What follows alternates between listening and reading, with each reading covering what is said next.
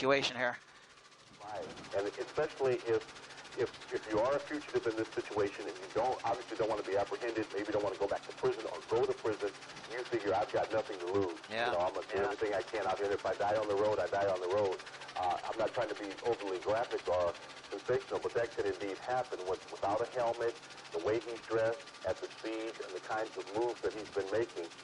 It could certainly have no good end. Yeah, it has. And we both seen this a number of times where a person is being chased and it ends up in tragedy, and you never want to see this. You know, we just need him to pull over. Right. And Fort Worth Police, to their credit, while they have a number of units in this chase, many of them are hanging back, and they're trying to keep eyes on him on the ground, but at the same time, of course, in communication with the helicopter. So, again, he really has no place to hide. The danger here is that he runs into someone else or he causes someone else to have an accident as they try not to get him as this thing continues to play out. Yes, and we don't know if he's armed or what the situation is as well, so there may be a lot more to it. You know, and you can see it, he just takes off here, and when he speeds up, there's no way they can keep up with him. Right. Absolutely not. I mean, I don't know how fast that bike can go, but certainly there's no way a police squad car can keep up with it. He's still on 820, but I guess he's headed towards the, he's on 820, maybe headed north.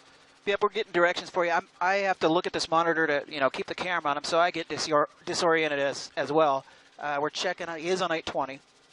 I don't spend as much time in Fort Worth, obviously, as I do in Dallas, so I'm not as familiar with the interstate exchanges there. Coming up to, we're coming up to an interchange up here. It looks like you're coming up to, I'm sorry, 820 and 30. Here we are. We're coming up. He's going northbound on 820. He's coming up to 30. You know, and thankfully, there hasn't been that much traffic yet, even though he's been on the interstate at times. It hasn't run into a bottleneck of traffic, hasn't been any construction, nothing like that to certainly slow him down, or no traffic that he's really had to weave in and out of. Though, again, we did see him squeeze between a couple of vehicles right down that was Bridge Street. His next big one will be Randall Mill. Yep, and it looks like he's coming up on Randall Mill up here. Checking out, and what you, as you were saying about the traffic and the construction, it is pretty light today. I've been noticing for a Thursday, the traffic seems to be pretty light, and the times that he has made some crazy moves, he's put himself in those positions where he drove around neighborhoods. So as far as being on the freeway, that's actually seems to be the safest place for him. There's not a lot of people out there. Well, he just blew by Randall Mill. Okay, now here's the move. They're going to try to... Looks like maybe a... Let's see. Okay. We got at least 6 PD cars behind him. Now he's taking off. If he thought about trying to turn back and go the wrong way on that entrance ramp, they blocked that one. And he's off and going again. It's been a while since we've seen a chase on a motorcycle like this across North Texas, Mike. Yeah, and we were wondering, we were kind of chatting up here and wondering if they would attempt to use stop sticks, which may be tough to do because it's a motorcycle, a little bit more maneuverability. You know, you never know. Maybe they can get some stop sticks out there and slow him down. But he's been changing directions so often, I guess it would be hard to plan on getting ahead of him like that. Exactly. Still got Air 1 over the scene. Still headed north on 820, just past Trinity Boulevard exit.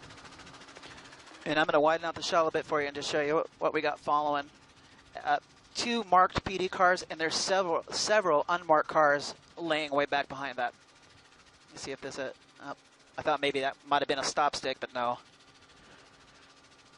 And kind of trying to look forward out the window here to see what they got coming up. There is some tractor trailer traffic that he's coming up on. It's going quite a bit slower, and they have both lanes. Headed towards Hearst now, I guess, huh? Yes. Yeah. He just made that turn out. Okay. Let's see where he's going. Northbound 820. Still there, northbound 820. And our folks at the assignment desk are on the phone to Fort Worth Police, trying to see if we can learn a little more information about perhaps who this man is, what he was wanted for, maybe got a how speed, all Brandon? of this began. So we're hoping to get For some him? information to pass on. No, not really.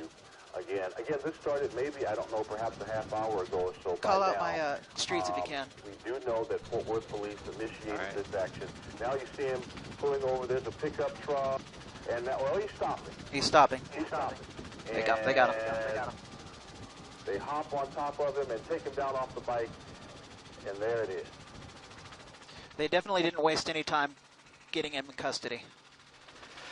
They wasted no time in case he changed his mind and took off again. A couple of pickup trucks there, unmarked vehicles, officers jumping out of those and jumping on top of him and wrestling him to the ground. Good news.